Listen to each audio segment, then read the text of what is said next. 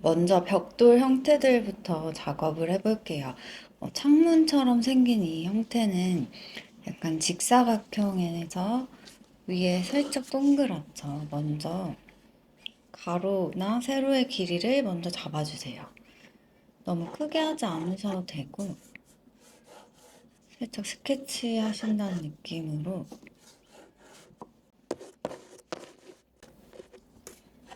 잡고 여기 조금 동그랗게 그 다음에 벽돌의 형태가 다 똑같이 반복되는 게 아니라 이쪽은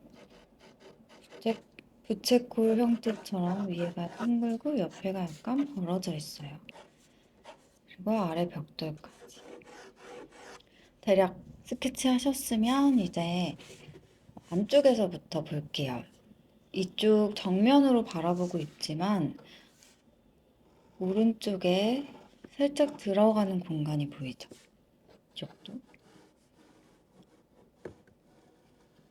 이거 펜드로잉 하실 때 뭔가 저는 약간 스케치 하듯이 하는 느낌을 더 선호하지만 꼭 이게 정답은 절대 아니기 때문에 컨투어 드로잉 하시듯이 라인을 끊지 않고 쭉 이어주셔도 전혀 상관없습니다. 그래도 지금 벌써 12일차인데 처음보다 다들 좀 많이 좋아지신 것 같아요.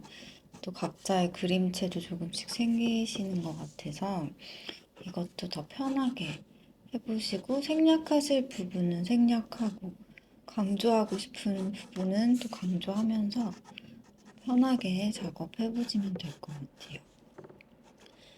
이렇게 창문이나 틀 같은 거 그리실 때 라인을 쭉쭉 다 이어도 상관없지만 임의로 여백을 남겨놓으면서 작업을 해주셔도 될 것 같아요. 그리고 나중에 안쪽에 해칭을 넣거나 무늬를 넣으면서 더 마무리 작업을 하시면 되니까 왜냐면 처음부터 너무 진하게 작업을 했는데 뭔가 크기가 안 맞거나 조금 수정하고 싶으실 때는 해칭으로 가려도 어색한 경우가 있어서 약한 선들로 마무리해 주셔도 될 것 같아요. 저도 잡다 보니까 여기가 조금 길어져서 임의로 이쪽을 좀 끊어서 아래는 벽돌 형태처럼 이어줄게요. 벽돌 사이사이 메꿔져 있는 줄 있죠. 이런 경계 부분들을 그려주시고 또 다음 벽돌과 만날 때 바로 붙어 있는 게 아니라 살짝의 라인이 떨어져 있죠.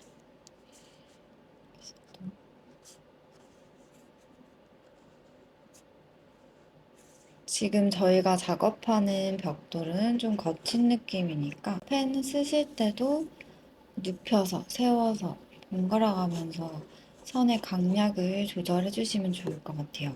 지금 시점이 엄청 위에서 보는 게 아니라 거의 정면 아래쪽에서 보고 있기 때문에 아랫면 쪽에 그림자도 같이 작업해 주세요. 중간중간 움푹 들어가 있는 거친 느낌도 넣어주시고 예시로 보여드린 것처럼 점 느낌, 점묘법도 같이 이용해 주셔도 돼요.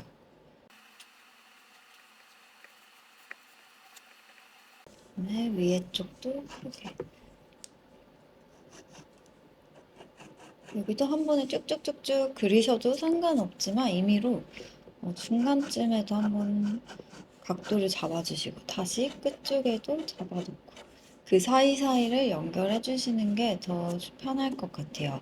이렇게 쭉쭉 한 방향으로 그리다 보면 뭔가 형태가 어긋날 때가 있어서 중간에 한번 끊어주시고 또 방금 밑에 했던 거랑 동일하게 벽돌 생김새 조금씩 더 관찰해 주시고 여기도 마찬가지로 아래쪽으로 들어가는 윗면의 형태가 좀 보이죠?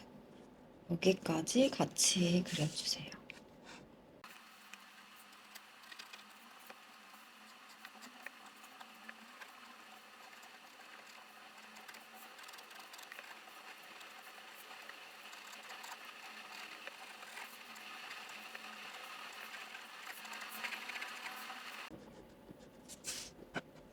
계속 쪼개시고 안쪽에 들어가는 텍스처들도 조금씩 잡아주시고 일단 형태를 다 그려놓고 전체적으로 해주셔도 되고 중간중간 명암 필요한 부분을 잡으면서 진행하셔도 됩니다.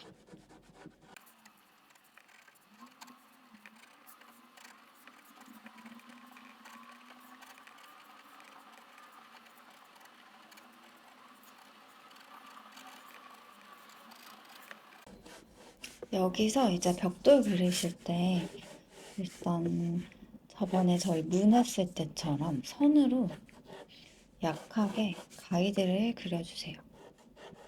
이렇게 하셔도 되고 한 칸 한 칸씩 그리셔도 전혀 상관없습니다.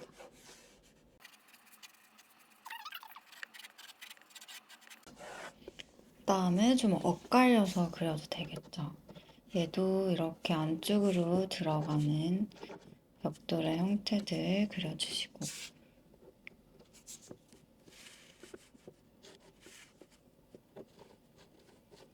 깨져 있는 모습들도 해칭과 선의 강약을 조절해서 표현해 주시고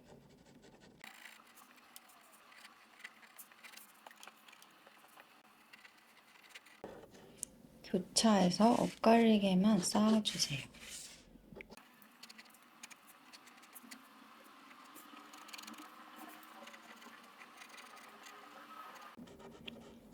지금 저도 마켓을 똑같이 하고 있지 않기 때문에 조금 더 편하게 해보시고 위치도 좀 다양하게 바꾸셔도 돼요. 그다음에 벽돌이 각자 가지고 있는 색감도 있고 명도가 다르기 때문에 조금 더 구분시키고 싶으신 분들은 그리신 다음에 나중에 전체적으로 해칭을 더 표현을 해주시면 될 것 같아요. 저는 전체적으로 스케치를 쭉 해볼게요.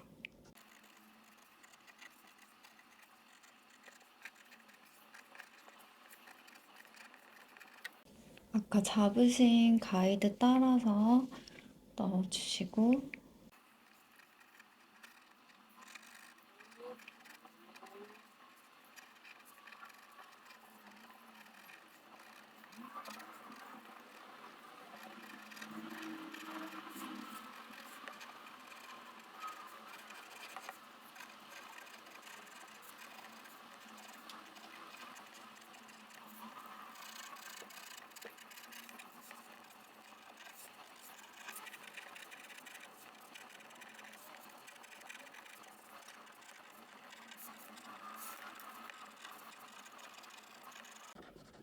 대략 스케치가 끝났으면 이제 안쪽에 있는 질감들과 점 표현해서 할 수 있는 부분이나 좀 깨져 있는 부분 이런 걸 더 표현을 해주셔도 되고요. 아니면 이 정도만 하셔도 충분합니다. 그 다음 다시 안쪽으로 넘어와서 가장 어두운 부분들을 선을 반복해서 올려주시고 깨진 듯한 표현을 넣으셔도 되고 아니면 임의로 안에 칸들만 조금 채워서 선을 반복해 주셔도 될 것 같아요.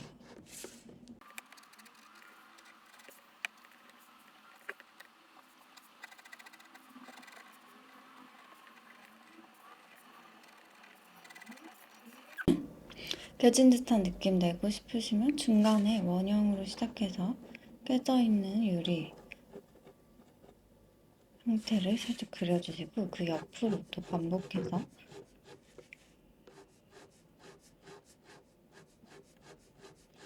선을 넣어주세요.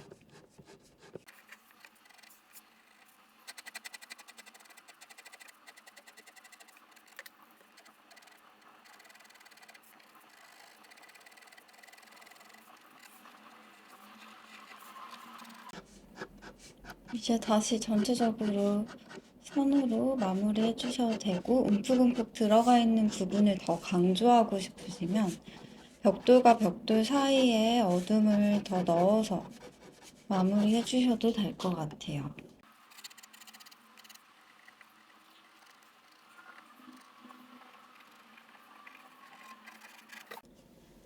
이렇게 한번 해보실 거고요. 그 다음에는 화분도 그려볼 건데요.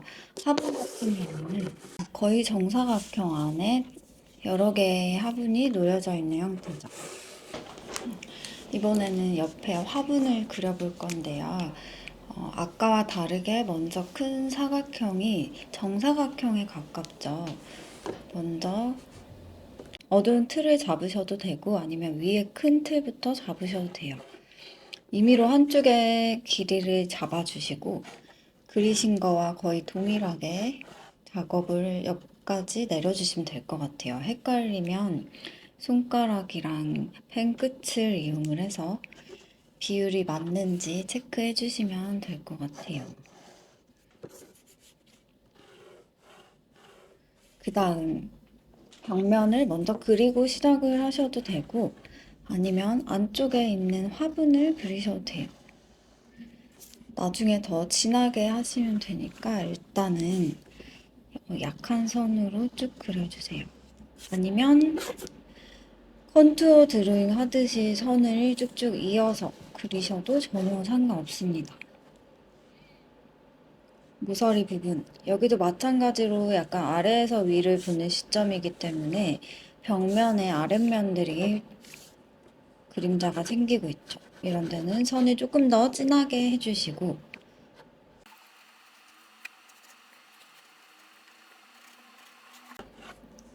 그리고 나서 여기도 약간 깨진 듯한 선을 굉장히 약하게 하거나 중간중간 끊어서 벽면이 깨진 듯한 느낌을 넣어주시면 될 것 같아요. 크게 보이는 선들만 해주시고 명암도 약한 선을 이용해서 작업해주시고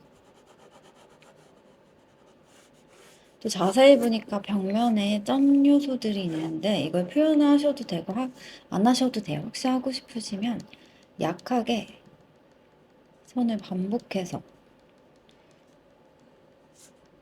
표현을 해주세요. 모여있는 부분들만.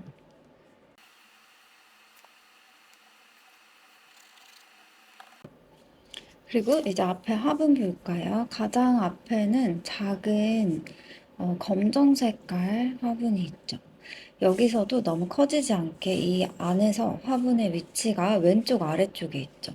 거의 반보다 아래에 있어요. 너무 커지지 않게 해주시고 일단은 작은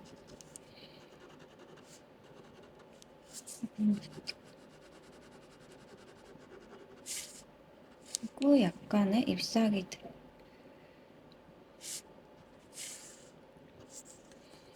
약간 핑크빛으로 탁자가 있는데 그림자가 지면서 형태가 약간 끊겨 보이는 것 같아요.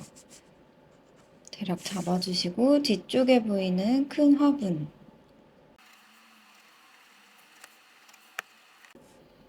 안쪽 받침대는 조금 더 진하게 해주시고 여기도 위에 동그랗게 줄기 중심이 있고 크게 보이는 잎의 형태가 있죠. 그 중간에 잎맥, 약한 잎맥 선들, 또 뒤로 가려진 잎사귀.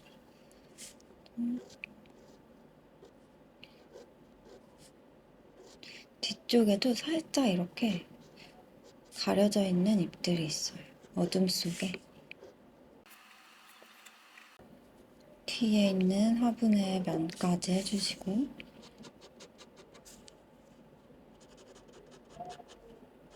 구름 하셨을 때처럼 여기를 전체적으로 선을 넣어서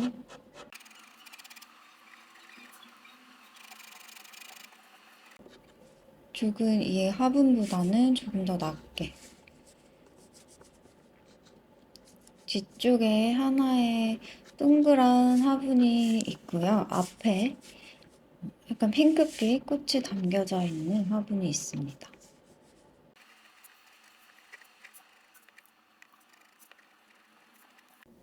뒤에 초록 잎들도 동글동글하게 그려주시고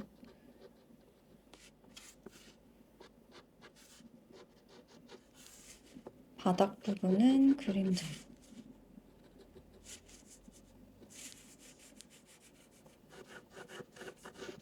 이 창틀이 굉장히 진하기 때문에 저는 선을 반복해서 좀 어둡게 올려놓을게요.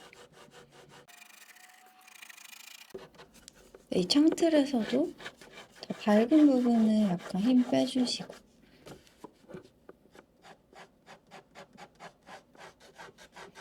깊숙이 들어가는 데는 다시 조금 더 진하게 반복해주시고, 안쪽에 어둠을 다 표현을 하셔도 되고 굳이 안 하셔도 상관없습니다. 여기도 살짝 보시면 어둠에 가려져 있지만 창문의 윗공간이 있어요. 이렇게 해주시고, 저는 구름 했을 때처럼 선을 조금 넣어서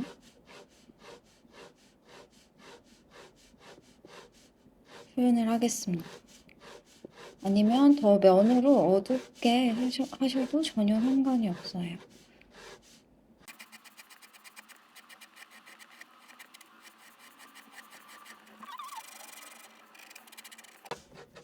그리고 화분에서 있는 그림자들.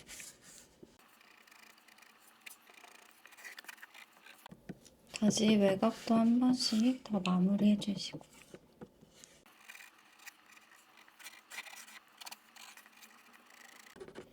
한번 이런 식으로 두 개를 그려볼게요.